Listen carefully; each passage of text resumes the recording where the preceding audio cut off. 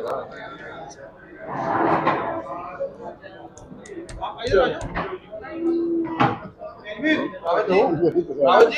जी microphone में आवाज ना आई।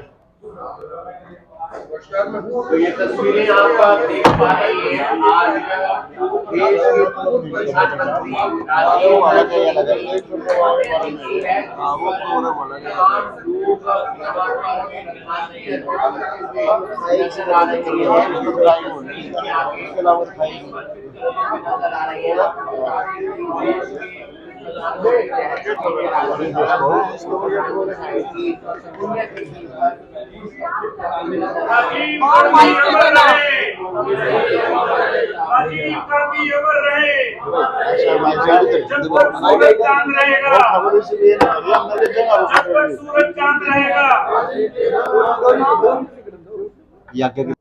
स्वर्गीय आदरणीय श्री राजीव गांधी जी को नमन करते हैं, उनको नमन करते हैं और उनकी याद में मेरे सभी साथी एक जयकारा जरूर लगाएंगे। जब तक सूरज चांद रहेगा राजीव तेरा नाम रहेगा, जब तक सूरज चांद रहेगा राजीव तेरा नाम रहेगा। आप सभी पत्रकार बंधुओं का, प्रिंट मीडिया का, सोशल मीडिया के चैनल्स का और सभी आप साथियों का हमारे इस न्योते पे आप सभी आए। हम पूरे कांग्रेस परिवार की तरफ से, कांग्रेस पार्टी की तरफ से आप सभी का स्वागत करते हैं। आज आपको यहाँ न्योता दे करके, प्रार्थना करके बुलाने का एक विषय है। वो विषय है कि हम गांव गगसीणा में एकता संकल्प समारोह मना रहे हैं, जिसके मुख्य अतिथि राज्यसभा सांसद, जनरल सेक्रेटरी AICC आदरणीय चौधरी रणदीप सिंह सुरजेवाला जी होंगे और उस कार्यक्रम के आयोजक हमारे बड़े भाई सर्वजीत संधू जी गांव गगसीणा से, और हम सब टीम मिल करके इस कार्यक्रम को करेंगे। और ये कार्यक्रम कांग्रेस पार्टी के बैनर तले, कांग्रेस पार्टी की जो विचारधारा है उसको लेकर के किया जा रहा है, जिसका नाम जो हमने रखा है वो एकता संकल्प समारोह के रूप में हम इस प्रोग्राम का आयोजन करने जा रहे हैं। और आप सभी से प्रार्थना है, शाम 4 बजे गांव गगसीणा, आपके चैनल के माध्यम से भी जितने हमारे साथी हमें सुन रहे हैं, पूरी करनाल लोकसभा के हमारे सभी साथियों से प्रार्थना है कि आप ज़्यादा से ज़्यादा संख्या में पहुंच करके कांग्रेस पार्टी को मजबूत करें और हमारे नेता, हमारे अभिमान आदरणीय चौधरी रणदीप सिंह सुरजेवाला जी को सुने और राहुल गांधी जी के बताए हुए रास्ते पर और कांग्रेस की विचारधारा के साथ जुड़ करके जो आज देश के मुद्दे हैं, उन मुद्दों को पुरजोर तरीके से उठाएं और राहुल गांधी जी को मजबूत करें। क्या कार्यक्रम क्या होने जा रहा है जिसके लिए सुरजेवाला साहब आए? देखिए, चुनाव के बाद कांग्रेस पार्टी एक सकारात्मक विपक्ष की भूमिका निभाते हुए हर ब्लॉक और जिला स्तर पर, हर गांव-गांव जाके, हर शहर जाकर के लोगों में उनकी आवाज को उठा रही है, ताकि एक आम जन की आवाज, कांग्रेस पार्टी की आवाज बने और एक सकारात्मक विपक्ष की भूमिका निभाते हुए देश में बढ़ती महंगाई, ढलती अर्थव्यवस्था और जो क्राइम का जो रेशो खासतौर पे हमारे प्रदेश में बढ़ता जा रहा है, उसके विषय में हम आवाज उठा रहे हैं और आम जन से प्रार्थना कर रहे हैं कि आओ हम सब मिलकर के एक ऐसी आवाज उठाएं जिससे एक मजबूत राष्ट्र का निर्माण हो, जिसमें किसी किस्म के विभाजनकारी सोच का या दमनकारी सोच का कोई स्थान ना हो। सबको साथ लेकर के, सबका साथ सबका विकास लेकर के, जो एक्चुअल कागजों में होता है और धरातल पे नहीं होता, कांग्रेस के राज में वो धरातल पे जो राज था, उन्हें वो राज लेकर के आना है, उन्हें वो आधुनिक भारत बनाने की प्रयास करना है, आडंबरों में और अंधविश्वास में नहीं पड़ना है। उसके लिए कांग्रेस पार्टी हर ब्लॉक स्तर पे पूरे देश में ऐसे ऐसे कार्यक्रमों का आयोजन कर रही है और बड़े सौभाग्य से हमारे नेता आदरणीय रणदीप सिंह सुरजेवाला जी, उनकी सारी टीम मिल करके उनका स्वागत करेंगे और करनाल जिले में इस प्रोग्राम को करेंगे। प्रोग्राम है तो जिला अध्यक्षों को, पूर्व विधायकों को भी न्योता दिया जाएगा। सबको न्योता दिया जाएगा, सबको न्योता दिया भी गया है। जिला अध्यक्ष हमारे कहते हैं कि संगठन की सबसे बड़ी ताकत जिला अध्यक्ष होते हैं। हमारे ग्रामीण जिला अध्यक्ष बड़े भाई प्रोफेसर राजेश वैद जी और हमारे शहरी जिला अध्यक्ष बड़े भाई गाबा साहब, दोनों से पहले इस प्रोग्राम की जानकारी लेकर के फिर हम आगे चले हैं। जैसे ही हमें जिला अध्यक्ष ने हमें कहा है कि जी ठीक है, हम भी आएंगे, सब आएंगे। आज क्योंकि राजीव जी की पुण्यतिथि है तो सब जगह राजीव जी को याद किया जा रहा है। हो सकता है भी वो आपके बीच में पहुंच जाए दोनों जिला अध्यक्ष, तो सबके सब आएंगे। पूरी कांग्रेस एकजुट होकर के ये काम सभी समारोह में राशनिंग शुरू हो गई है, पेट्रोल पर कई जगह घोषित तौर पर राजनीति शुरू हुई, क्या मानते हैं इसको? कोई संकट सरकार ने तो घोषित नहीं किया, लेकिन राजनीति शुरू हुई। बैंकों में भी कैश की कहीं ना कहीं हाँ। सर, हम करनाल सिटी, वो कहते हैं सबसे एक मॉडर्न सिटी है। आपने जो बैंक की कैश की कही है, जो सबसे अच्छे बैंक मैं किस किस के नाम लूं, आज किसी बैंक में जाके कोई भी व्यापारी, कोई कर्मचारी जाके पूछ लो मुझे 2 लाख रुपए चाहिए, तो हो सकता है आपको 2 लाख रुपए के लिए भी शाम का समय दिया जाए। देश की हालात बड़ी पतली है और आज राहुल गांधी जी तो बार बार बोल रहे हैं कि देश में एक आर्थिक संकट आने वाला है, देश में एक आर्थिक तूफान आने वाला है।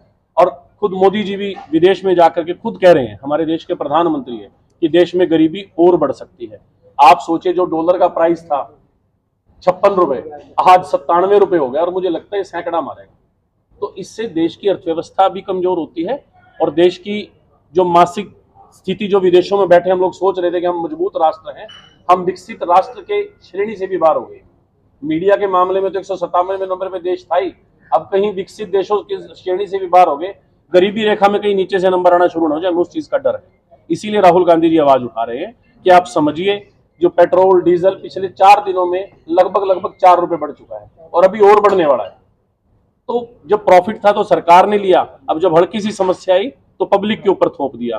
यही फर्क है कि विचारधारा। क्या सभी लग से रहा है और- आपको आगे चलकर क्या स्थिति रहने वाली? क्योंकि चुनावों से पहले तो बयान इस तरह के आ रहे थे कि कोई दिक्कत नहीं है, सोशल मीडिया पे अफवाहें ना फैलाएं, वो सारी चीजें सच साबित हो रही है। देखिए, सोशल मीडिया से ही आज भारतीय जनता पार्टी सरकार में है। आप लोगों में सच में बहुत ताकत है। जो बड़े बड़े घराने हैं, जो मीडिया हाउसेज हैं, वो तो गोदी मीडिया बनकर के बैठ गए हैं। मैं तो आप लोगों को, सबको, हम अपनी पूरी टीम की तरफ से धन्यवाद करते हैं कि आप कम से कम आम जन की आवाज तो उठा रहे हैं। इस सोशल मीडिया की वजह से भारतीय जनता पार्टी, झूठ और जुमलों की सरकार इस प्रदेश और देश में आई थी। आज वही कारण है कि आज देश कहाँ चला गया। तो इसके लिए अब तो आप ही लोगों का एक सहारा है कि आप लोगों की आवाज बनो, आम जन की आवाज बनो। और देश में बढ़ती महंगाई और ढलती अर्थव्यवस्था, इसके खिलाफ अगर यूथ एकजुट हो गया तो शायद हम मिलकर के एक मजबूत राष्ट्र बना सकते हैं। राहुल गांधी जी ने एक बयान दिया था, राहुल गांधी ने, कि अमित शाह और प्रधानमंत्री नरेंद्र मोदी गद्दार हैं। कि शब्दों का चयन हो, परंतु निश्चित तौर पे ये तो है, मैं गद्दार तो नहीं कहूंगा, परंतु 100% कंप्रोमाइज तो है। यानी आप राहुल गांधी की जो स्टेटमेंट है उससे इत्तेफाक नहीं रखते। राहुल गांधी जी की स्टेटमेंट के, हर स्टेटमेंट के हम साथ खड़े हैं। अगर उन्होंने उनको गद्दार कहा है तो उसका कारण ये है कि देश हमारा बाहर के देशों में बिक रहा है। आज हम अपने देश के लिए ईंधन खरीदने के लिए अमेरिका से परमिशन मांगते हैं कि रशिया से तेल खरीदे कि नहीं, इजराइल से, ईरान से तेल खरीदे कि नहीं, उनसे गैस के प्रोडक्ट खरीदे कि नहीं।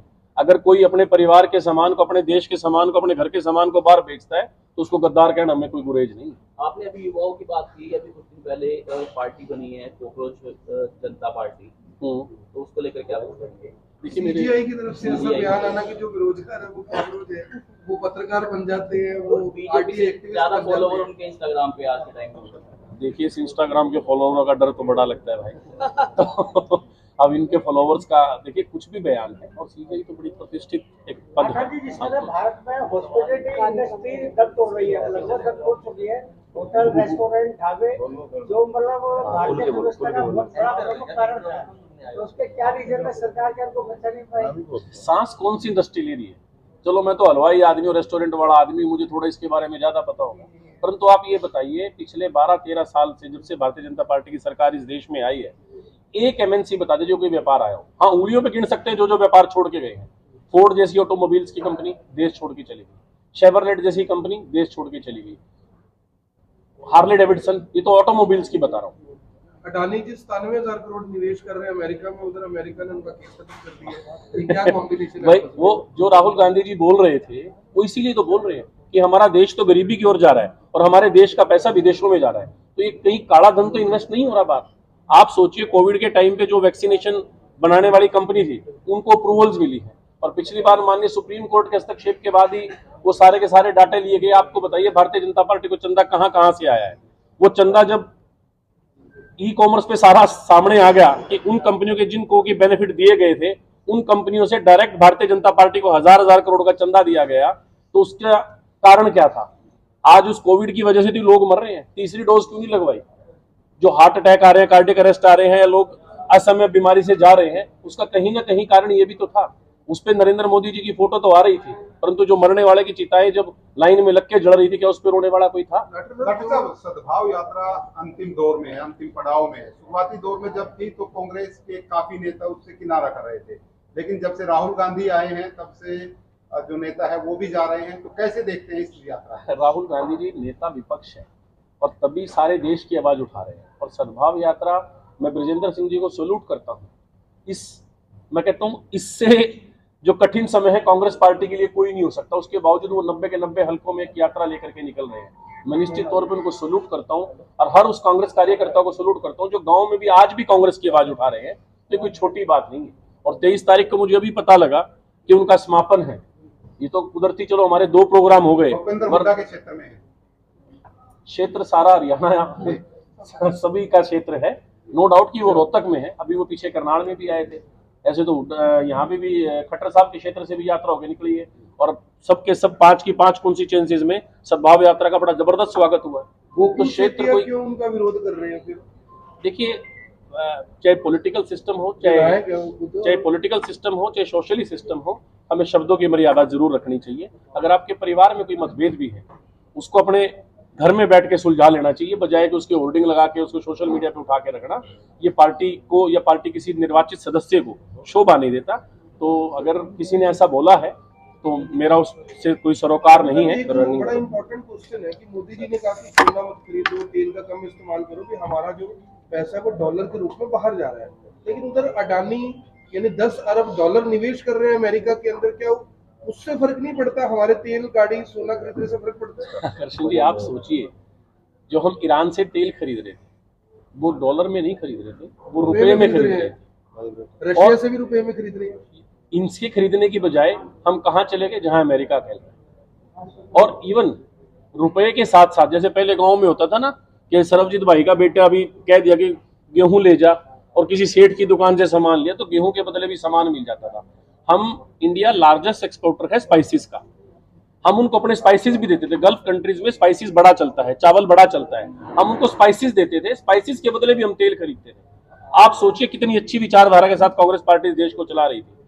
आज हमारा स्पाइसेस का व्यापार बंद हो गया या कमजोर पड़ गया, जैसे आप हॉस्पिटलिटी का भी जैन साहब जिक्र कर रहे थे। हमारा चावल का व्यापार कम हो गया, हमारा ऑटोमोबाइल्स का व्यापार खत्म हो गया, हमारा हौजरी और हैंडलूम का व्यापार खत्म हो गया।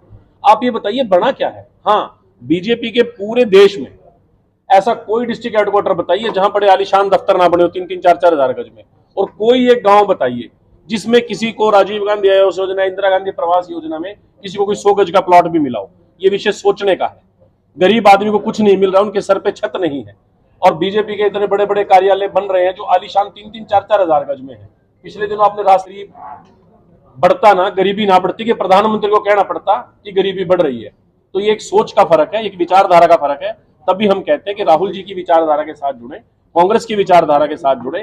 कांग्रेस का हाथ सबके साथ है, इनका हाथ अपनी जेब में है, और भारतीय जनता पार्टी के सिर्फ चुनिंदा कार्यकर्ताओं के लिए है। सर, एक सवाल ये है कि बहुत सारे लोग सर्वोपरि हम साथ देंगे सकारात्मक विपक्ष के साथ साथ। हमें यह भी देखना है कि हमारे लिए राष्ट्र हित सर्वोपरि हम देश का सबका साथ देंगे, परंतु ऐसा ना हो कि देश को गिरवी रख दे।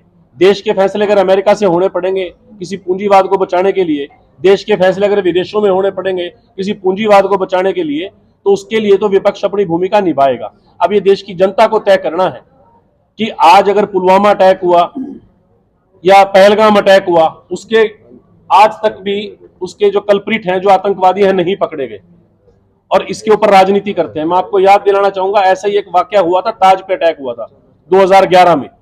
तत्कालीन गृह मंत्री का विदिन 24 आवर्स इस्तीफा हो गया था, और देश के गृह मंत्री ने अपनी जिम्मेवारी, अपनी कमी मान के, अपनी इंटेलिजेंस की कमी मान के इस्तीफा दे दिया था, और दोबारा वो कभी सक्रिय राजनीति में नजर नहीं आए। एक सिद्धांतों की राजनीति थी। आज क्या हो रहा है? देश का जवान मर रहा है, देश के टूरिस्ट वहां जाकर के मर गए। किसी ने इस्तीफा तो देने की बात छोड़ो, उनके ऊपर राजनीति कर रहे हैं। क्या हल है इसका? ये एकता संकल्प समारोह है। पूरी टीम अपनी तरफ से हम एक अपील करते हैं, पूरी लोकसभा में जहां जहां कांग्रेस कार्यकर्ता है और बाकी आमजन है, हम सब उनको एक अपील करते हैं कि गांव गगसीना में शाम को 4 बजे ज्यादा से ज्यादा संख्या में पहुंचे। इस निमंत्रण को हमारा निजी निमंत्रण समझना।